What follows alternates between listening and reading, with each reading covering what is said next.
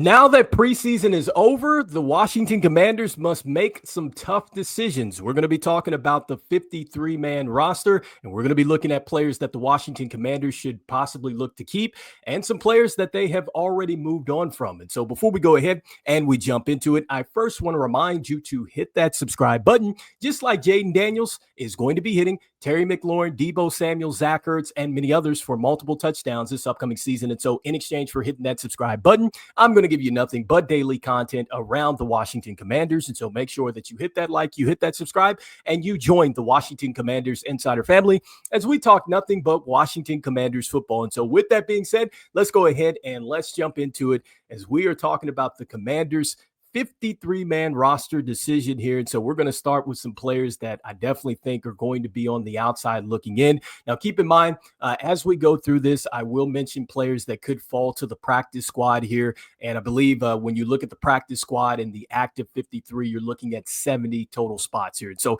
let's start at the quarterback position, and a player that I definitely think is going to be on the outside looking in, and that's Sam Hartman. I think that Sam Hartman really got outplayed for that third quarterback position. I think that Josh Johnson was the better quarterback.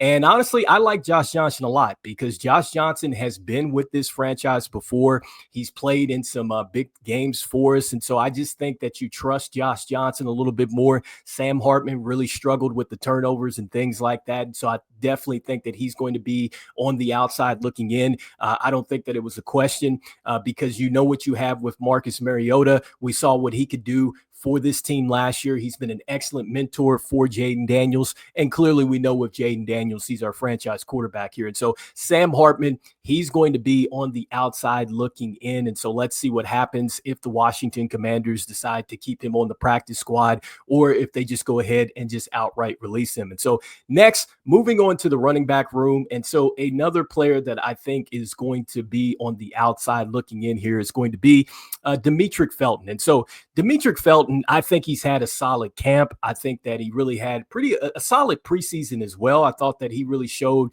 just his veteran experience out there as a runner.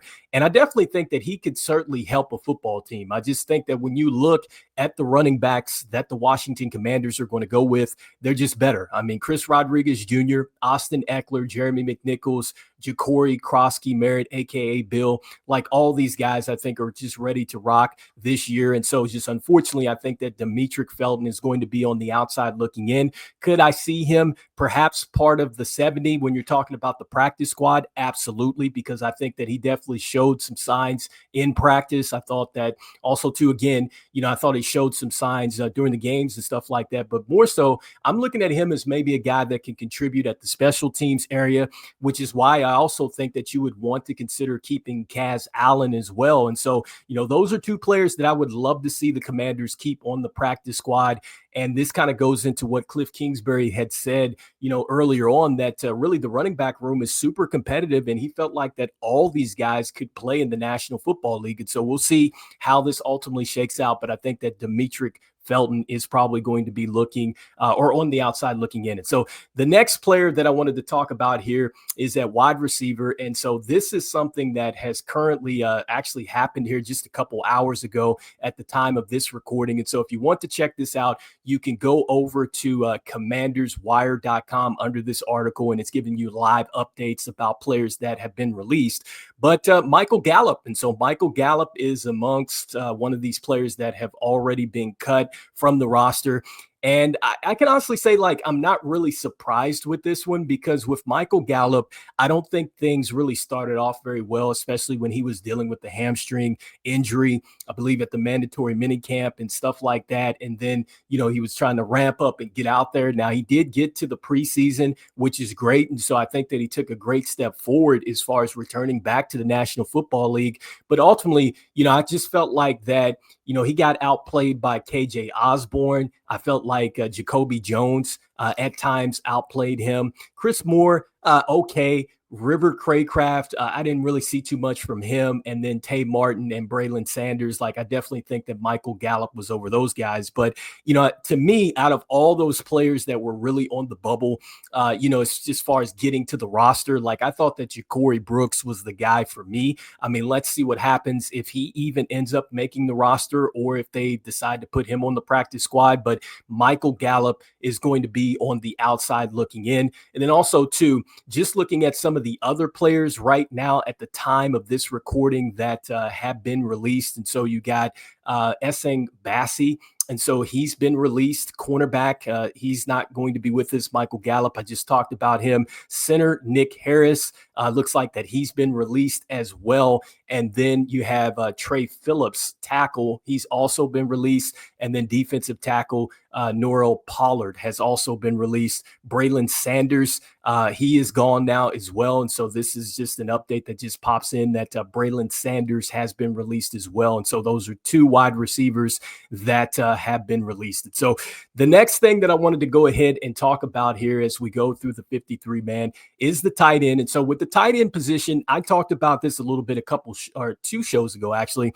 And so for me, look, I know it's going to be Zach Ertz. I do believe it's going to be John Bates with his ability to block. And then, Ben Sinnott, I think that this is a year that he really needs to show up. Now, for me, I would want to go with Colson Yankoff. I still think that when you look at this roster and you look at the possibilities of just which way they would go, I think that they still look at players with potential. And I do think that Colson Yankoff could be that guy. I love the catch that I saw with him. I understand that he struggles at times, with blocks and stuff like that. But still, he's a player that I still would want to take a look at. I think he's a guy that I feel fine with on the special teams as well. And so hopefully they do keep him at least on the practice squad. And so that's what I'm thinking there with the tight end position. As far as just the offensive line out there, look, I mean, I just think that we were pretty solid with what we have here. Probably some of the guys that you're looking at or some of the guys that could be out here could be Timothy McKay. He definitely could be a guy that could be gone. Chris Paul, I think, is another guy that you wonder about as well on the outside looking in. So just looking at the offensive line very quickly. And as far as the defensive line, for me, I think one of the guys that I would like for the Washington Commanders to keep is going to be Javonte Jean-Baptiste. I hope that they are going to keep him. I think he's a guy that is really kind of on the bubble here. He's a player that I would love to see them at least keep on the practice squad. Not sure if he's going to get a chance to get up to the active, but he's just one of the players I think on the defensive line that I look at as possibly having some potential here. I know it definitely, it was a little bit of a slow start for him with the injuries and stuff like that throughout the camp. And so hopefully they do give him more of a look, but I think that that's a player that I'm kind of circling in that I hope he kind of stays with us. And so next, I wanted to go ahead and shift focus here and just look at the linebackers. And so with the linebackers, for me, I think a guy that probably I would like to see the Washington Commanders hold on to is going to be Nick Ballard stay with this team. I think he's a guy that, to me, thinks from a special team standpoint, he really can get some things done for you. So that's why I would keep him. I think another guy that the Washington Commanders would probably want to definitely keep around on the practice squad is going to be Ali Cajo. I like how he finished really preseason action here. And when we're talking about players with potential, Kaiho is one of those players that I would like to keep because of that. And so those are the two guys that I think they could be on the outside looking in. I think that they would be players that I would love to see the Commanders keep on the practice squad and see if they can get a chance to get up to the active roster. And so when we look at the cornerback position, we already talked about Bassi, who has been released here. One of the players that I do think could stick with the Washington Commanders, it's going to be Antonio Hamilton. So I think that Hamilton is a guy that I think he is going to really stick with this team. I like how he really fought and hung in there. And so Antonio Hamilton is a guy that also, too, Dan Quinn mentioned as well, with just the way that he was able to come in late. And so I think that he brings a lot of things to the cornerback position that the Washington Commanders would want. So he's a player that I think sticks around. I also think that a player that he struggled, I think, throughout preseason to me, And I think it's just more so just kind of going through the rookie kind of growing pains at the cornerback position. But Carlin Vigors, I think that the team does see something here with him. I think from just the physicality and the versatility that he possibly could bring to the cornerback position, I think it's something that the Commanders would want to keep around. And so I'm not going to be shocked if he also too makes the practice squad. So those are the two corners that I think stick around with the Washington Commanders. And so let's see what happens there. As far as the safety position, I talked about this just a couple videos ago. I do feel like that Tyler Owens and then also to Robert McDaniels or Robert McDaniel. So Tyler Owens and Robert McDaniel are the players that I think that the Commanders should definitely keep as far as just on the practice squad or whatnot. And so those are the two players that I would keep back there for the safety position. And so with that being said, that's pretty much just like my rough look here at the 53-man roster and just some of my thoughts as far as, just what direction here that this team could go as far as shaping things out. Keep in mind, it's 53 that they're cutting down to with the active. They are going to have 70, once they go ahead and they figure out what they're going to do with the practice squad or whatnot. And so you guys let me know in the comments here, who do you guys think the Washington Commanders should keep? I'd love to hear that. And then also, if you guys are wanting to go out there and see just what the active cuts are and things like that live, you can head over here to Commanders Wire. It's under this article titled Commanders Cut Tracker.